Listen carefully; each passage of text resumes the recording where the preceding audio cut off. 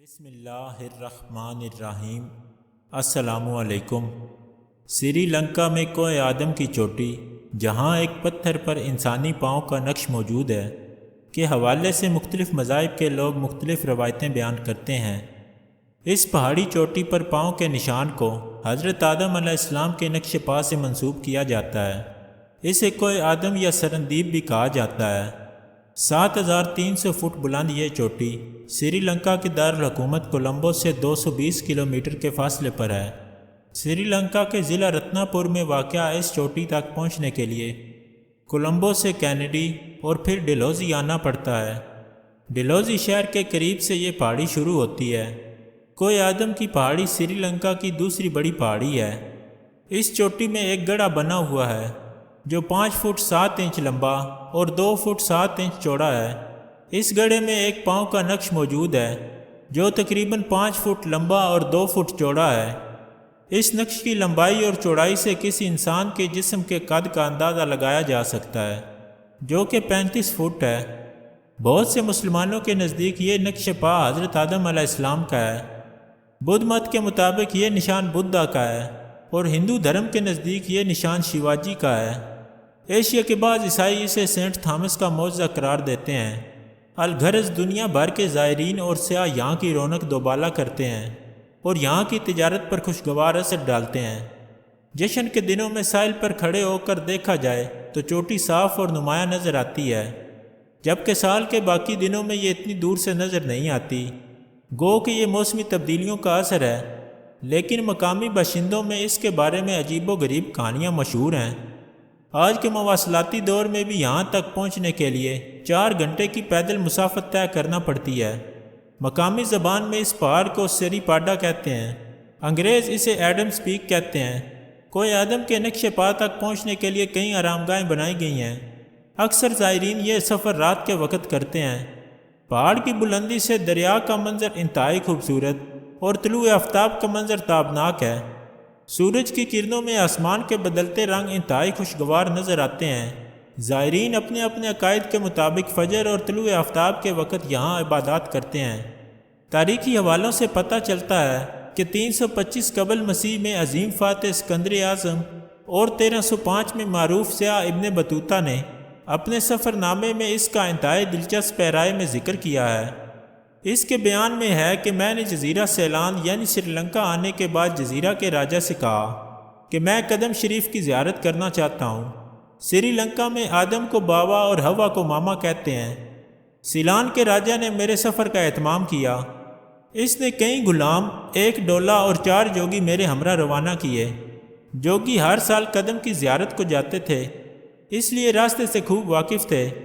اس کے علاوہ 3 برہمن اور 10 اہلکاروں کے علاوہ 15 آدمی بھی میرا ڈولا اٹھانے کے لیے ساتھ روانہ کر دیے۔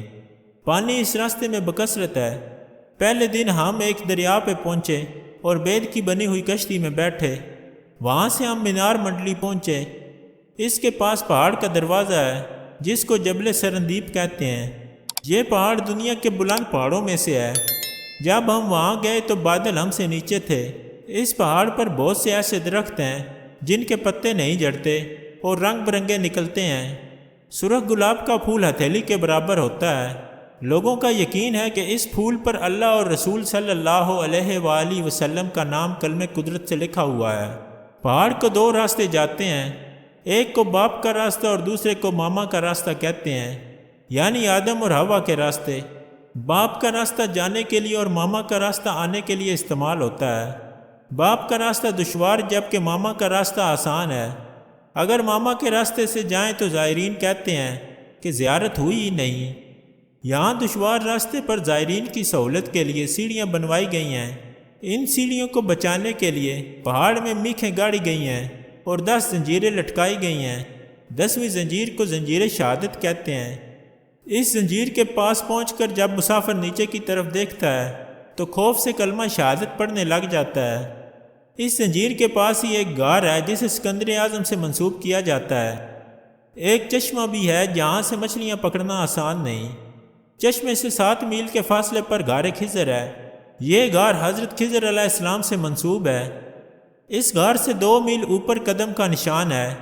یہ قدم بابا آدم کے پاؤں کا نشان بتایا جاتا ہے۔ یہ نشان ایک سخت سیاہ پتھر میں ہے۔ قدم کا نقش پتھر کے اندر ہے۔ اس کی لمبائی 11 بالشت ہے۔ ابن بطوطہ کے مطابق 2243 میٹر کی بلندی تک پہنچنے کے لیے 9 میل کی چڑھائی چڑھنی پڑتی ہے۔ 6 میل چڑھائی کے بعد بھی اصل چوٹی نظر نہیں آتی۔ اس کے بعد اگر راستے میں مسافر کا ہاتھ چھوٹ جائے تو اس کا کچھ پتہ نہیں چلتا، اس لیے کہتے ہیں کہ نیچے نہ دیکھیں اور سنبھل کر قدم رکھیں۔ اس کے بعد ایک لوہے کا زینہ آتا ہے جو 40 فٹ اونچا ہے۔ یہاں زمین اور سمندر کا نظارہ قابل دید ہے۔ بدھ کی سب سے پرانی کتاب محاوس میں بھی اس قدم کا ذکر ہے۔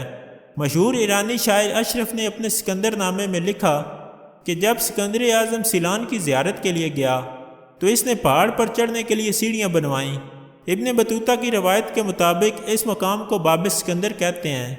ابن بطوطہ کے مطابق یہاں اہل چین بھی زیارت کے لیے آتے تھے۔ یہاں کے لوگوں کا کہنا ہے کہ چین کے زائرین پاؤں کے انگوٹھے کے نشان کا پتھر توڑ کر لے گئے اور اسے چین کے شہر زیتون کے ایک مندر میں جا کر رکھا۔ قدم کے پاس پتھر کے 9 گڑھے کھدے ہوئے ہیں۔ ہندو زائرین ان میں سونا، یاقوت اور موتی وغیرہ ڈال دیتے ہیں۔ زائرین کا ایک طبقہ جس میں فقیروں کی اکثریت ہے ان گڑھوں میں جو کچھ بھی ہو اٹھا لیتے ہیں۔ ابن بطوطہ نے لکھا کہ اہل سیلان میں یہ مشہور ہے کہ ہر شخص کو قدم کی لمبائی اس کے ایمان کے مطابق نظر آتی ہے۔ ابو زین بن سراتی نے اس کی لمبائی 70 ہاتھ لکھی ہے۔ بدھ مذہب کے پیروکار کہتے ہیں کہ بدھا اسی پہاڑ سے آسمان پر چڑھے۔ قرآن شریف یا حدیث میں اس قدم کی بابت کوئی سند موجود نہیں۔